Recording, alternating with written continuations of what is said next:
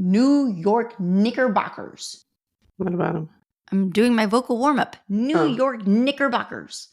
Is that what the Knicks are? The Knickerbockers? Mm-hmm. Okay, I didn't know that.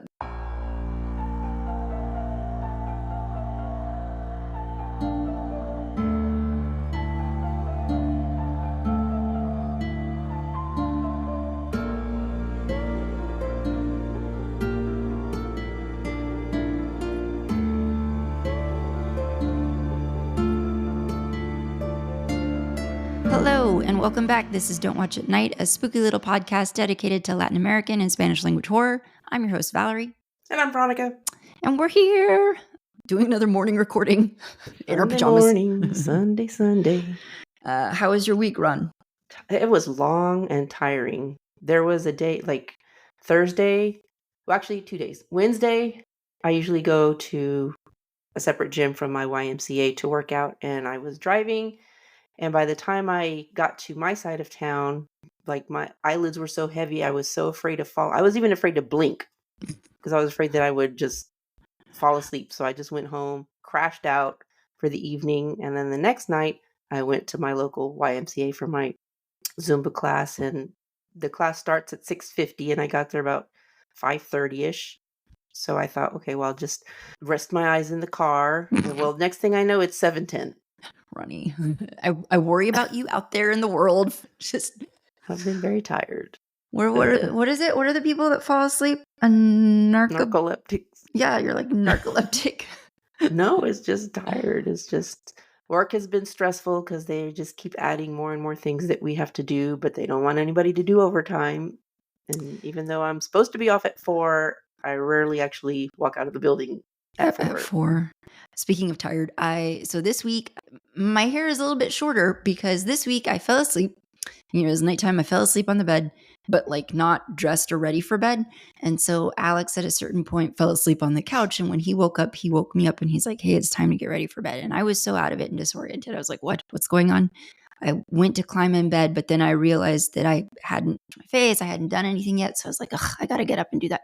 So mind you, this is like 1 o'clock in the morning and I'm half asleep and I get it in my head. I need to trim my hair. So I take some scissors in the bathroom and I start just trimming. Like my intention was just to take off the split ends. And I ended up trimming like about 3 inches off my hair. Wow. That's a big difference. It is a big difference. It's still long-ish, but it's not long anymore. It'll grow back. It'll be fine. Let me see. No, I'm not. I mean, it's why? Nobody else can see you. It's just so I'm it still looks long. Yeah, it's still long. I mean, it was long. You remember how long it was, but like it was like I took off a lot. So and Alex is like, why do you let it get so long? I mean, I like my hair long. I mean, I don't think I wear short hair well, and I think it took me like all of my 20s and 30s to kind of finally come to that realization. Yeah, I thought in high school, your senior year when you had that bob, that was cute. You looked good in that. I don't know. I mean, I'm not saying you should wear your hair short. I'm just saying that looked good. I just feel like it always ends up making my face look rounder than I want it to. I don't know. Yeah, you can wear your hair however you like. I'm just throwing it out there that it looked good. Well, thank you. Thank you for believing in me and my short hair. Okay. Okay, so before we get to anything today, guys, I was telling Ronnie, I found this list that I thought it would be fun to go down. So this is from Collider.com. It's the best horror movie of every year in the 2010s. So this would be around the first decade of the 2000s. So from 2000 to 2010, basically. I'm going to take you through, it's just 10 films. Number 10, they have Black Swan. I have not seen it. You never saw it? That's Natalie Portman, right? The ballerina? The ballerina one. You didn't see it? Mm-mm. I just watched it like not too long ago. It's good. It's good. Natalie Portman, Winona Ryder's in there for a bit.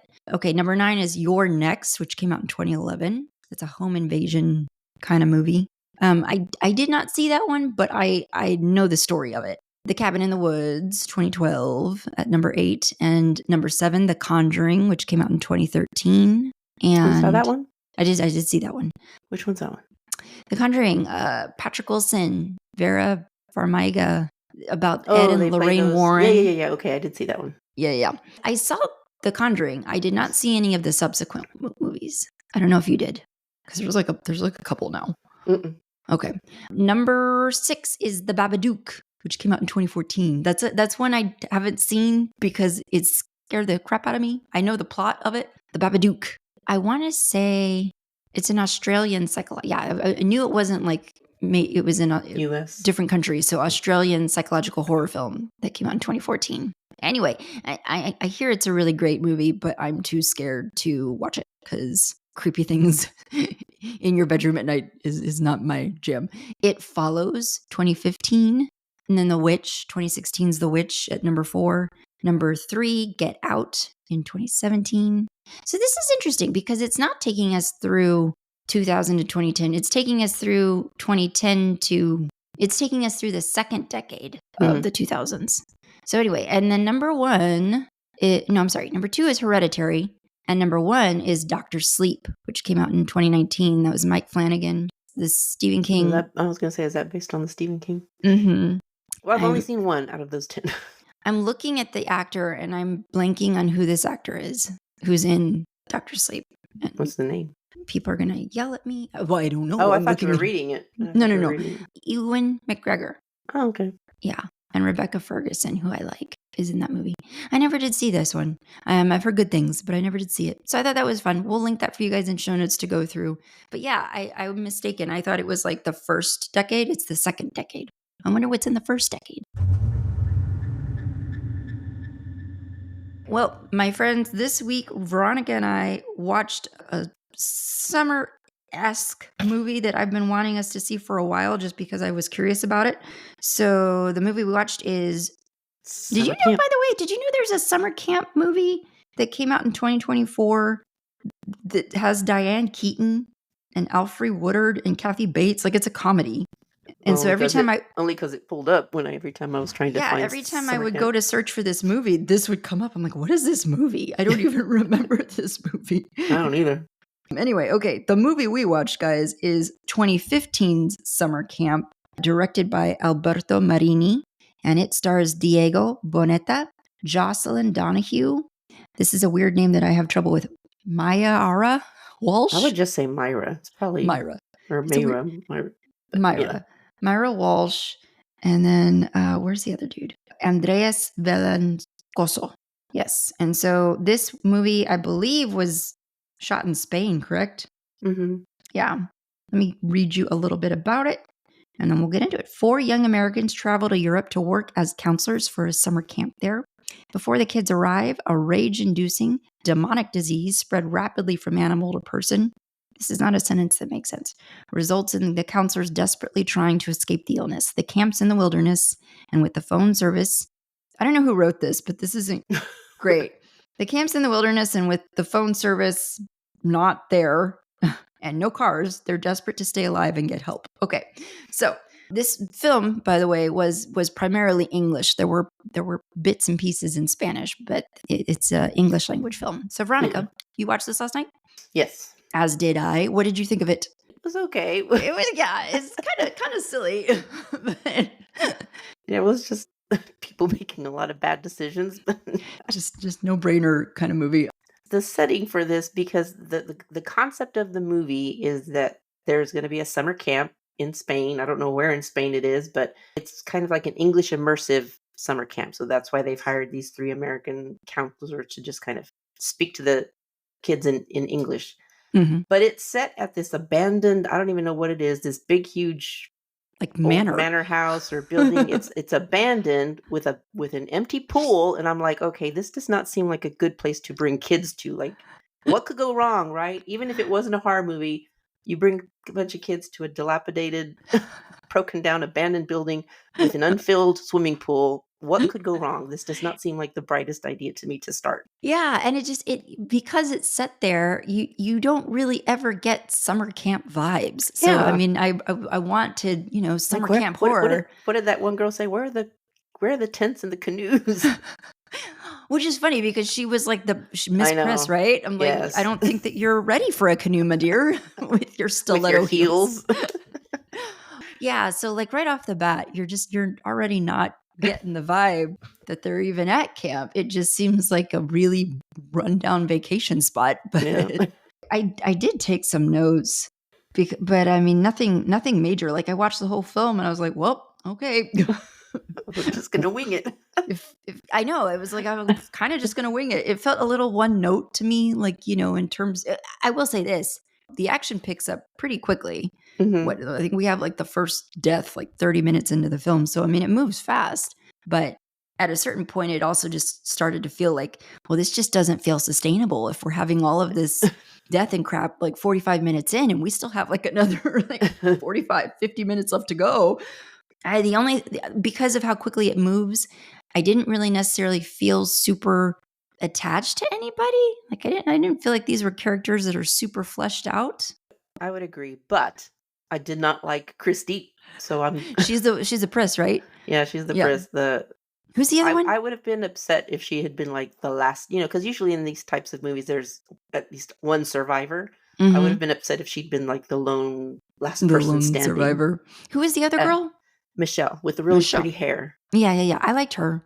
Yeah, I because liked her. she turned pretty early on, like, and I was like, no, not her. She has the pretty hair. Why couldn't it be the other one? Christy. It's interesting because I was looking at, there wasn't really a whole lot of resources to pull for this film. So look, we've included what we have. But it was real funny to go through and look at people's like users, like off of IMDb and Letterboxd, like people's reviews of this movie. Because they're just real funny. Like people were just like, this is a very good, really bad horror movie. And somebody else wrote, I got to admit, it starts off stupid, but it ends brilliant. Which, I mean, I don't know. I guess we can get to the ending later, but what did you think of like how it starts off? Yeah, you immediately get the vibe that this is just not an ideal setting for a summer camp. What was the vibe of the other characters besides Christy and Michelle? The men, Will and what's the guy's name? Antonio. Antonio's the local. Yeah. Well, Antonio was just kind of a scuzz. Kind of he's what? the one, a scuzz. Oh, what does that mean? I don't know. I think I might have just made it up on the spot. Okay. Because he's like the ladies' man, and who apparently the year before had started relations, shall we say, with with two of the female campers, and ended up sending them. I guess it caused issues when killed surprise, so he ended up having to send them home. So he's telling Will at the beginning before Christy and Michelle obviously are not around, but he's telling Will, keep it above board, don't start. And Will's like, well, you were the one last year who was dangling the two women. And so then later on when he's talking to Michelle, she of the pretty hair, let's just call her that, she of the pretty hair. Okay. He's telling her that Will, he's basically saying, watch out for Will, he's a nice guy, but last year he got involved with two girls. So he's, yeah. I missed that. Yeah, where we open with the film was they're doing some sort of weird trust exercise where somebody's running blindfold with their hands tied behind their back, and then the other counselor's having to essentially guide them. Which again, talk about stupid decision. Like there's spikes, wooden spikes that have been sharpened to spears that are deadly, and so you're seeing these. Who is it? Who is it that's doing the running? Michelle's doing the running. And Christy's trying to guide her. And it just feels really stupid. I don't know what kind of trust exercise that is, but I would be like, no, I'm out. I will hand it to Christy later when she has to do the trust exercise and she's just fully refusing to run. She's like, I'm walking my way through this. That would be me. Like, I'm not running. You're not getting me to run blindfolded with my hands behind my back. And we do see, during that sequence, we see a man, I guess the local. How would you describe the locals that are there that are kind of creepy? Like there's kind of the older man, people that have living out of an RV in the middle of the woods. And so you see the man, the big towering dude with potbelly. He's just standing there, and so you think that part felt summer camp-esque. There's always going to be the threat, and the threat is going to be something that's human, something that's of our world. What did you think of like the plot twist, I guess, that the threat in this movie is not a human. It's not some crazed killer. It's this weird, bizarre disease. So you kind of have this mashup of like zombie-esque film with summer camp film. What did you think of that? Well, I have to confess, it wasn't a surprise because when I was searching for the movie, I did see a little blurb that said something about the plague starting in the animals. So Oh, I okay. was a little bit spoiled. I don't like to do that. I try to avoid any kind of spoilers. So, but Lay out what the like I said, there isn't like a whole lot of plot with this movie. Things just kind of get glossed over or whatever, but like what the hell is the rage-inducing disease spread by way of pollen well, it and like wasn't the pollen. They think they it was in the water, initially right? deduced that they think it's in the pollen, but they later figure out that it's in the water. But how is it in the water? Why? What Because is it? those RV people are trying to do some kind of experiments with mushrooms and adding chemical. It was very, very vague. So what? These backwoods RV. No disrespect to people who have RVs, but these backwoods RV people are somehow chemists and they're cooking up science experiments in their Yeah, RV. they're just kind of combining whatever chemicals, they weren't real specific, and For what mushrooms, purpose and though? Like why? I guess to make it into some kind of drug. I don't know, Oh, yeah, to sell but maybe like a that psychedelic. somehow, yeah, somehow that got into the water supply. And so that is sort of the other interesting deviation from, I guess, standard tropes in this movie is that yes, you can get infected with this through the water or whatever. You become infected. It's this rage-inducing psychedelic state, I guess, for lack of another way to put it. But it's temporary. It wears off after time, Mhm. which we don't find out right away. So when what's his face? Is it you said his Antonio? When Antonio turns, he's the first of them to turn. He and Will are fighting, and Will inadvertently kills him, impales him on something, and so Antonio, Self-defense. yeah, self defense, and so Antonio dies before we ever even learn that. Oh, he would have turned back to normal had they just Mhm. waited it out. So I thought that was kind of an interesting Yeah, choice because it allows for someone who's the threat to go from being the threat to being the victim the to back to victim. being the threat, so it's Mhm. just a lot of who's in danger and who can you trust. But So if it's caused by drinking the water, like, when did Antonio drink that's what water? yeah, see, that's why I thought it was something pollen And based then because Michelle, when did she drink the water? Because yeah, because she was on the phone. she gets sprayed when they're in Yeah. the when they're in the car. She gets sprayed with the AC, which I thought, okay, yeah, it's pollen based because you're Mhm. seeing all this white crap all over which I thought was snow at first Yeah, I thought it was snow too. because they're in winter clothes. That's the other thing that kind of pulls you out of this being a summer camp movie. They're dressed for the winter. Mhm. Is it cold in Spain during the? I'm such an idiot. Is it cold in Oh, Spain right now? maybe. I don't I'm know. sure. Anyway, it threw me because I was like, maybe this is this is winter camp, not summer camp. But But yeah, because I don't know when Michelle drank water either, because she was on the phone talking to her mother mhm. about some drama there that we don't ever really fully find out what that is, but she's talking on the phone to her mother, and then Christy comes barreling through because she's witnessed Antonio dead and Mhm. Will all bloody, so she assumes that Will's a murderer. She Mhm. comes running through and grabs, and she's like, "We gotta get out, we gotta get out."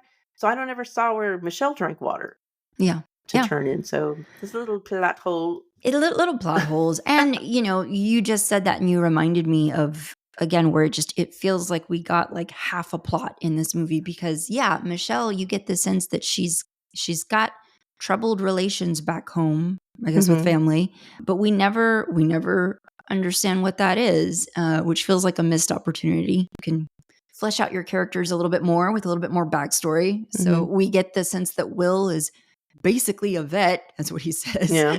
I'm basically a vet. Let me put myself in this pen with this dog that's. Could have rabies for all I know. What did you think of that scene, by the way? Like, that's our initial introduction to the rage inducing I was disease. like, So well, that's it's, not the number one. That was probably the start of the bad decision making in yeah, this movie by yeah, these characters. Because then once he's in there and he's examined the dog, at some point the dog just like lays down on the floor, which is not normal. yeah. I thought, is the dog just like giving up? And then you No, do see, like, I mean, with all of them shortly before they turn, but you see it first with that dog, like a bunch of black stuff comes out of black its ooze. mouth. Yeah. And so you're just like, oh God, what is It's like, is happening? nobody seeing this? And then the eyes immediately turn and you're just like, oh no. I was like, is nobody seeing this? What are there? I don't know. I don't know. Like, what else? Just already, I'm like, and I'm done. What else is there to say about it? Well, like, I do feel bad for Will. He takes a beating throughout this entire movie. Yeah. All the ways that Will and she have the pretty hair, despite making some questionable decisions, they at least are always willing to help someone else in trouble. Like when Michelle, she have the pretty hair, is in her rage episode, and she kills that man, the man that you talked about, the RV dude with the pot belly. No, was it him? Yeah, it was him. And she kills him, they hear him attacking her outside the window, and Will's like, we gotta help him, she's gonna kill him. And Christy's like, no, we don't. And she's that's her stance the whole movie, is like, whatever she needs to do to save herself, but she's not willing to extend a hand to help anybody else, whereas Will and Christy are. Yeah. They see someone in trouble and they're at least willing to attempt. Yeah, Christy was just selfish and out for herself. And like Although, I said, I would have been upset if she'd been the last person. Yeah, I mean, it's definitely unlikable. Is it perhaps wrong though? Because like throughout the movie, Will, who is like just injured in all the ways, like he's getting bitten, he's getting stabbed, he's getting clawed at, he's getting like a drill through the foot, for crying out loud. Yeah, that was brutal. But he's just like, you know what? This is our chance. We can take him. I'm like, no, you can't. Like, look at you. You can't take nothing. Like, you need to get out of there. Here's what I thought was going to happen once we found out that they returned to normal after a period of time, after a short period of time. I thought they weren't going to figure that out, and they were just all going to end up killing each other off. Right. Except obviously there would be one lone person, which would have been pissed if it had been Christy. That's what I thought was going to happen. That they were just going to like unknowingly kill each other off while they're in their normal state, not realizing that they turned back. Yeah, I mean, that was surprising. When both Christy and Will are turned, I thought, oh, okay, so they're going to go at each other now. Michelle was trying to protect herself, and I thought, okay, these two are going to go at each other. And then you learn, oh, okay, no, they're not interested in attacking each other. They just want whoever is not turned. But does that hold up later on, though? Do you know what I'm talking about? So I'm talking about the scene where Will has locked Michelle in the dog kennel, which I feel was a stupid idea, a stupid choice. It's like, why would you put yourself in a position where you have no out and you're caged, you've trapped yourself with like, it's like a hurricane fencing cage. Very easy to rip through and destroy. He was trying to protect her from him because he knew but it's like once they're in that rage-inducing state, it's very easy to destroy hurricane fencing. It's very easy to rip that apart. Well, that's what I thought. But. So in that scene, that's where Christy and Will see each other for the first time in their rage-induced state. And so Michelle was sort of banking on the fact that they would go at each other, and they don't. They end up going at the cage, trying to get at her. Later on in the movie, when more people are turned, like the locals, for instance, are turned, and there's all kinds of chaos going on, and they're in the RV, does that hold up, or are they still attacking, or are the zombie people still attacking the unturned people? I think they were just attacking the unturned.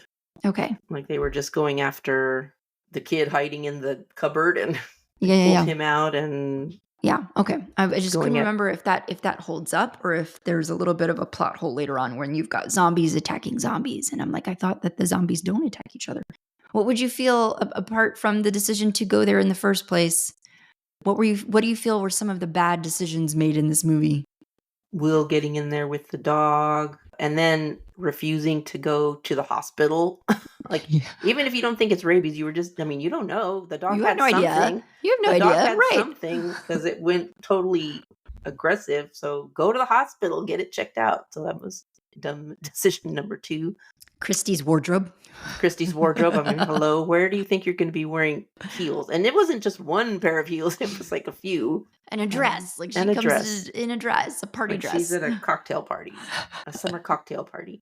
We don't really come to find out till later, or maybe we do, and I just wasn't paying attention, but there no cell reception. So nobody can call out. Nobody can do anything, which to me seems like a bad idea. Also, I did find this, I'm not judging, but I'm just noting that these Americans who come to work at this camp in Spain don't even seem to have like basic Spanish skills.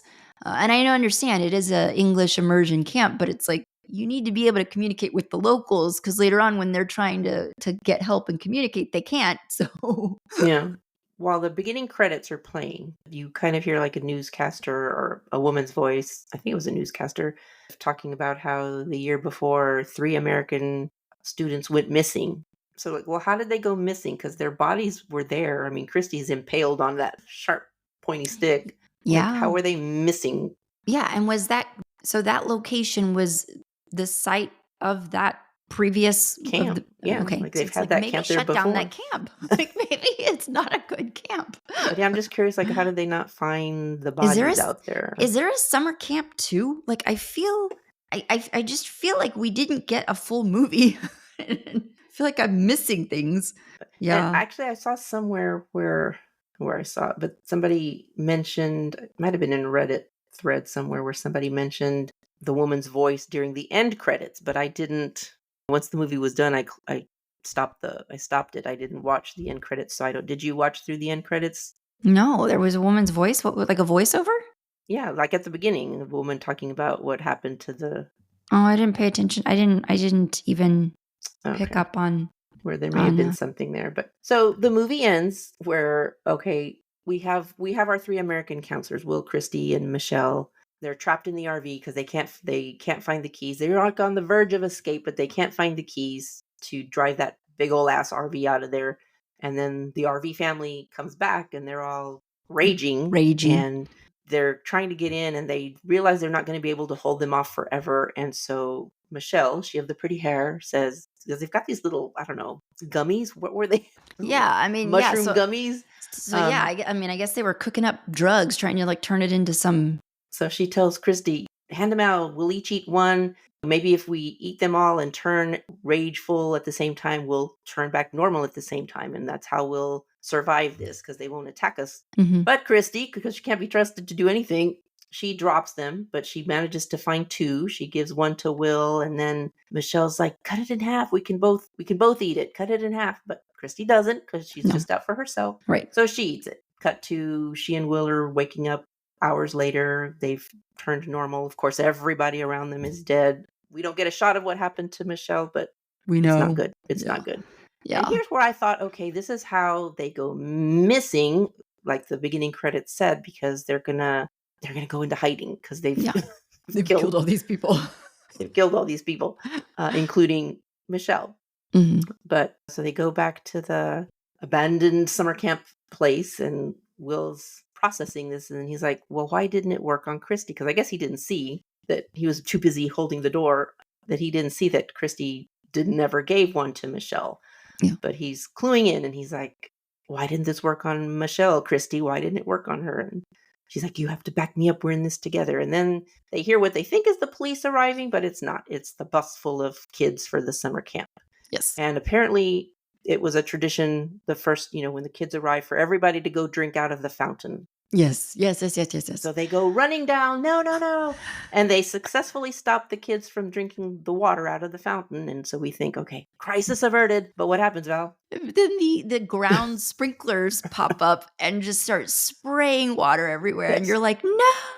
And the kids are like frolicking in the water, having the time of their lives. Frolicking. Will and what's her face, Christy, start taking off because they're like, crap. So they start running through the woods, and I mean, this part I thought was, that was pretty well done. That was a pretty nice ending. They're running through the woods. Christy, that stupid wooden spike. It was like Chekhov's wooden spike. It appeared at the beginning of the film, and you knew somebody was going to get impaled on it. And sure enough, Christy gets impaled on it. She's down. Will is literally this dude who's had the crap kicked out of him this entire movie is in the woods, and he sees these demon children off in the distance, and he's like, I'm running towards it. So you're screw it. And the last shot you see is just this blur of crazy children and this demonic child coming at him, and that's the movie. And so that was actually a fun ending for a stupid movie. Yeah, it was a pretty good ending because you did think that they were going to be in the clear, they were going to get out. You do have, who was it? Is it Alberto or somebody else in the movie? Somebody involved with this movie. It was also involved with the Wreck series, the Wreck zombie movies. Like one of the actors or one of the No, like one of the either writers or director. Somebody's involved was involved in those movies, but I forget who. I could see that. Yeah, that kind of influence. Anyway, so the guy who played Will is actually, his name is Diego Boneta. He was actually His full name, Diego Andres Gonzalez Boneta, was born in Mexico City, Mexico, Mm-hmm. to engineers, Oh, Lauro cool. Andres Gonzalez Moreno and Astrid Boneta Gonzalez. What else has he done? Not a lot. Well, he was in that Terminator Dark Fate movie, which I never saw. And he actually, most recently, it seems like he's working in Mexico. Apparently, they had a TV miniseries on the life of Luis Miguel, and so he played Luis Miguel in that. Oh, how fun. So, no, the person who I guess co-wrote this with Alberto Marini, Mhm. Danielle Schleif, she was, I guess, producer, crew, whatever, for Rec 3 Genesis. Did you ever see Rec 3? Mm-mm. That one came out in 2012. So this is the genesis of the movie. Also by Paco Plaza. We might have to watch. I never saw the second one. You saw the second one. I need to see the second one. How would you feel? Like, were there jump scares in this movie? There was one for me, and I'm trying to remember where it was. I mean, zombie movies for me generally do.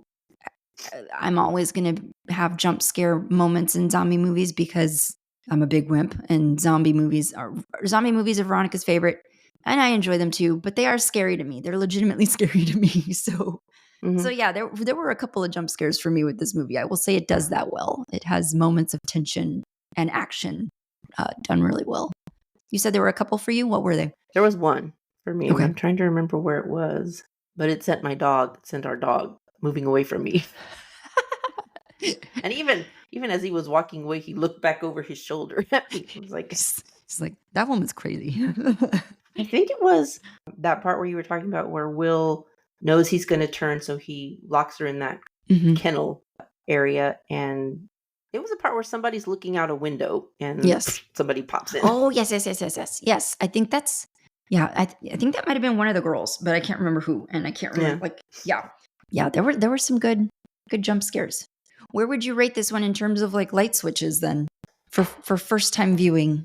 First time viewing, maybe one light switch. Yeah. I mean, it wasn't super scary, but it did have some tense moments.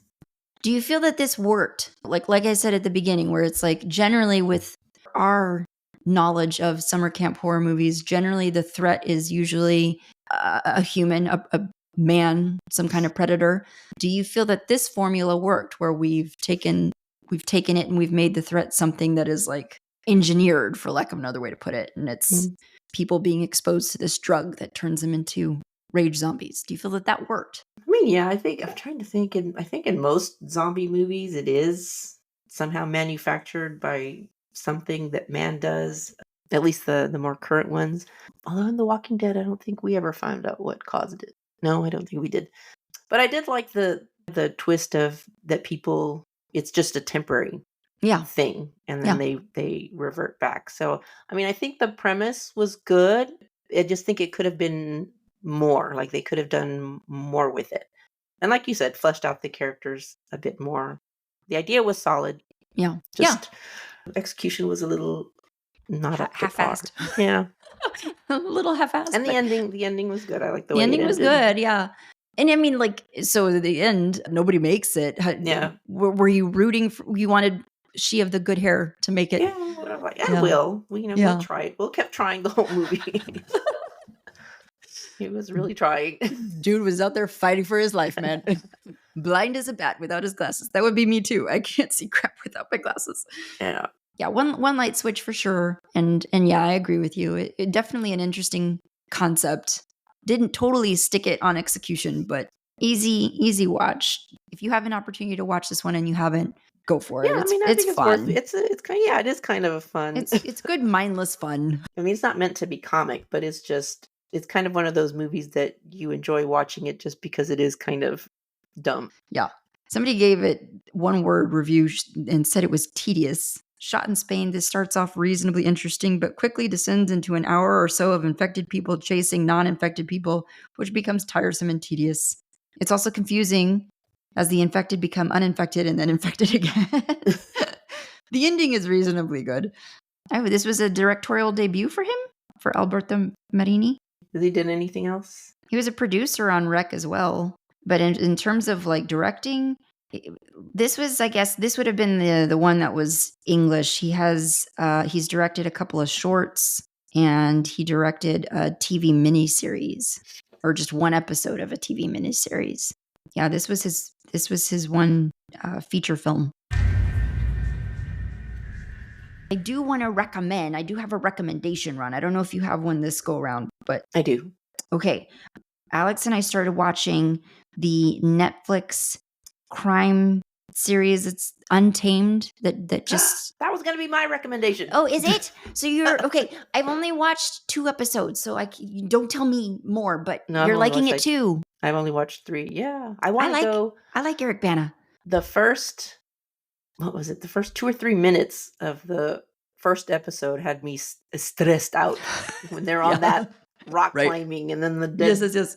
body falls. And I was just like, the views. And I'm not someone who ever considers myself afraid of heights necessarily, but those angle shots that they were doing, I was like, oh no, I can't look.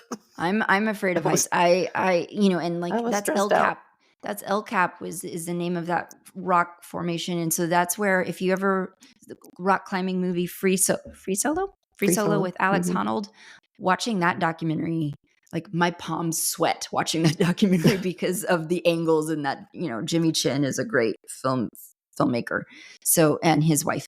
So they won the Oscar for that documentary. But anyway, yeah, it was very, very tense. We're enjoying it a lot. So that was going to be my recommendation. Yeah, because I read a couple of book series that are forest park rangers, game wardens, whatever they call them, that are solving a mystery in the wilderness. Dude, let me tell you, and I think I've said as much on our family text thread before, but like, that would kind of be the dream job, to like solve murders in the national parks. Like, if I could do that job, I would totally do it. So And I was like, I want to go visit wherever this place was shot because it's just gorgeous. And so actually I found out, because I was looking like, where was it filmed? So the story is supposed to be set in Yosemite National Park, but it's actually shot in British Columbia, Canada. Okay. So none of it was actually shot in. So they're just using other natural formations to stand in for, like El Capitan and things that are. But it's gorgeous. It is. It's so pretty. And, I'm so glad to see Eric Bana back in something. I've always liked him. And Sam Neill. I like Sam Neill. Yeah. We're hopefully going to get to watch another episode tonight. It's finding time to clock in, and because each episode's like about an hour, 45 minutes to an hour. So, you just got a budget for that. So I'm not as far along in it as I want to be. But for people who enjoyed True Detective, this is a nice, kind of gives you the same feel, the same vibe, set in a different camp, wildernessy experience, but same aesthetic. So you'll enjoy it. Hey, Ron, so I wanted to pitch. There's a list. And did I send it to you? I don't know if I sent it to you. Wait, I had another recommendation. Okay, go with the other recommendation, because I only had that one. So what's your other one? I just found this last night, and I'm only 2 episodes into that one as well. So it might not stick the landing, but so far I'm enjoying it. I was on Netflix, came across, I'd never heard of this show. It's called Bodkin, Bodkin. Oh, yeah. And I just saw that it was about podcasters that are going to solve this cold case, or doing a podcast on some cold case in Ireland. And so I thought, let me check this out. And so then as it's starting, the opening credits, it said executive produced by Michelle and Barack Obama. Yeah. So Alex and I watched that one. The whole Obamas. thing? Yeah, they have the Obamas have a production company, so they've done a number of different things. But yeah, I didn't even know. We enjoyed it too. I don't know if it's coming back for another season. I would love for it to. But yeah, it's good. It's good. There's moments of humor, because it's Will Forte is the guy who's funny, but it's very dry. It's a dry humor. I think you'll enjoy it. Okay, in the chat, Ron, if you look over in the chat, I just dropped a list for you. This is a list generated by an IMDb user, so it's not, it's just an average Joe, titled The Best Hispanic and Latin American Horror Movies of the 21st Century.